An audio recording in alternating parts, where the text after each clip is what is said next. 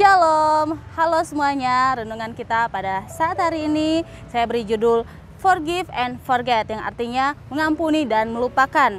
Yang saya ambil dalam Kolose 3 ayat 13, demikian firman Tuhan. Sabarlah kamu seorang terhadap yang lain, dan ampunilah seorang akan yang lain apabila yang seorang menaruh dendam terhadap yang lain, sama seperti Tuhan telah mengampuni kamu, kamu perbuat jugalah demikian. Dan yang terdapat juga dalam Yesaya 43 ayat 25, demikian firman Tuhan.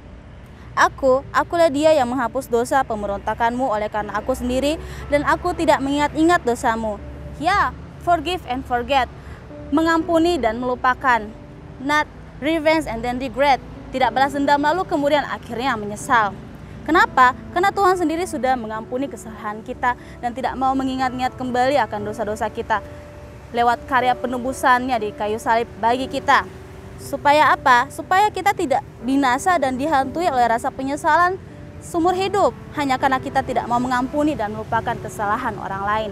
Ya, dalam hidup ini kita pasti pernah mengalami yang namanya pengalaman-pengalaman tidak menyenangkan dari orang lain. Kita sering disakiti, baik entah itu secara fisik atau secara verbal, dan ada yang memberikan kita luka yang kecil, tapi ada juga yang meninggalkan luka bahkan trauma yang sangat besar dan dalam pada kita. Bisa jadi itu adalah akibat pelecehan, penganiayaan, pengkhianatan, perusakan nama baik, penolakan sejak kecil, ketidakadilan, dan lain sebagainya yang membuat kita menjadi sulit untuk mengampuni dan melupakan. Tidak jarang luka yang lama saja belum sembuh, tiba-tiba sudah diberikan ditambahi dengan luka yang baru. Trauma yang sudah susah payah dicabut baru saja berhasil tercabut, tiba-tiba muncul lagi trauma yang baru, maka lebih buruk dari yang sebelumnya. Seperti itu terus, datang silih berganti, tidak pernah berhenti dan semakin menumpuk hingga akhirnya membuat kita menjadi pribadi yang penuh dengan akar pahit, kekecewaan, amarah, benci, dan dendam. Hati kita menjadi terluka, tercemar, dan menjadi sumber kejahatan. Alhasil kita pun jadi punya banyak musuh dan masalah, sampai akhirnya tanpa kita sadari kita sedang menyakiti diri kita sendiri. Bukan orang lain lagi yang menyakiti kita, tapi diri kita sendiri yang menyakiti kita. Karena kita mau tetap terus membalas kesalahan orang lain, dan itu sama seperti bumerang yang akan kembali terus kepada diri kita.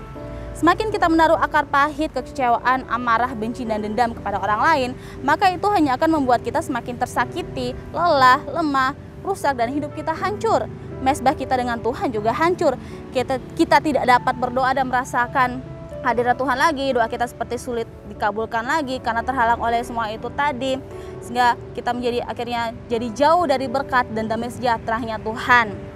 Bahkan dunia yang pada dasarnya sudah hancur akan dosa ini pun juga bisa menjadi semakin hancur kalau terus-terusan dipenuhi oleh orang-orang seperti kita yang suka saling membalas dendam satu sama lain. Perang yang terjadi di mana-mana adalah contohnya. Jadi balas dendam itu bukanlah solusi, itu hanya akan semakin memperkeruh dan memperunyam masalah dan membuat musuh kita yang sebenarnya juga sama seperti kita adalah korban luka batin yang juga hanya ingin dimengerti, dihargai, dan dikasih, itu akan semakin tersakiti dan makin menggila, lalu membuat dunia ini bertambah kacau oleh karena ego tinggi kita yang tidak ada yang mau mengalah, mengampuni, dan melupakan kesalahan masing-masing. Jadi lebih baik rendah hati dan mengalahlah, agar rantai balas dendam itu tidak semakin memanjang tapi segera diputuskan dan berhenti. Dengan apa? Cukup dengan melakukan kasih dari Tuhan Yesus Kristus saja. Kita praktekkan apa yang diajarkan oleh Tuhan Yesus tentang kasih. Kasihnya itu sanggup untuk menyentuh, meluluhkan, dan mengubah hati seseorang sekeras dan sedingin dan sejahat apapun itu. Jika ada kasih Kristus di dalam kita, maka orang lain dapat merasakan kasih Kristus itu dari diri kita, dan mereka dapat diselamatkan oleh Tuhan lewat diri kita. Nah, 1 Korintus 13 ayat 4a dan 5b katakan bahwa kasih itu sabar, ia tidak pemarah dan tidak menyimpan kesalahan orang lain. Efesus 4 ayat 32 juga katakan, hendaklah kamu ramah seorang terhadap yang lain, penuh kasih mesra dan saling mengampuni. Sebab 1 Yohanes 4 ayat 7 dan 8 katakan bahwa Allah itu adalah kasih, kasih itu berasal dari Allah. Kita tidak bisa dikatakan sebagai anak-anak Allah jika kita tidak mengenal kasih itu yang adalah Allah dan tidak mau melakukan kasih itu yang adalah karakter utama Allah.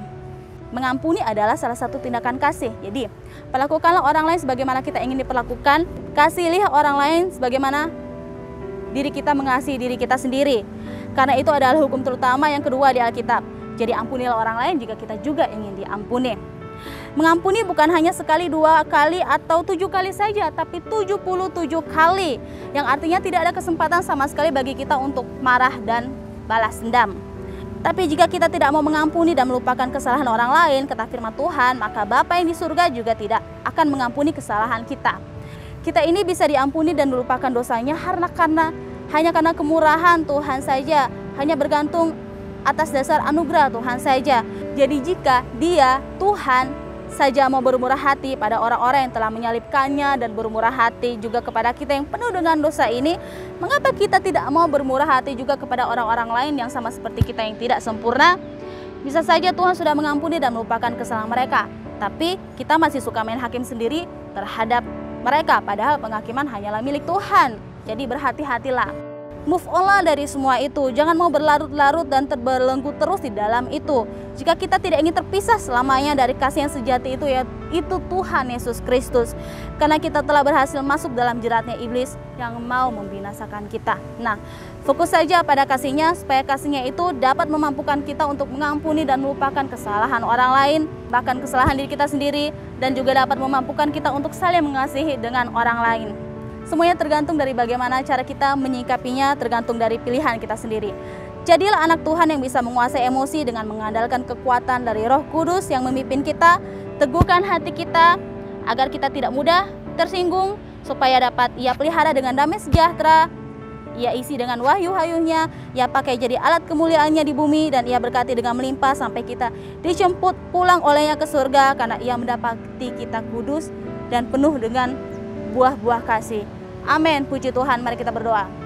Bapa kami dalam kerajaan surga, terima kasih banyak Tuhan untuk kesempatan-Mu. Tuhan, Kau masih memberikan kesempatan pada kami yang penuh dengan dosa ini. Ampuni jika kami masih belum mengampuni dan melupakan kesalahan orang lain Tuhan. Jika kami masih menyimpan segala akar pahit, kekecewaan, amarah, benci, dan dendam Tuhan.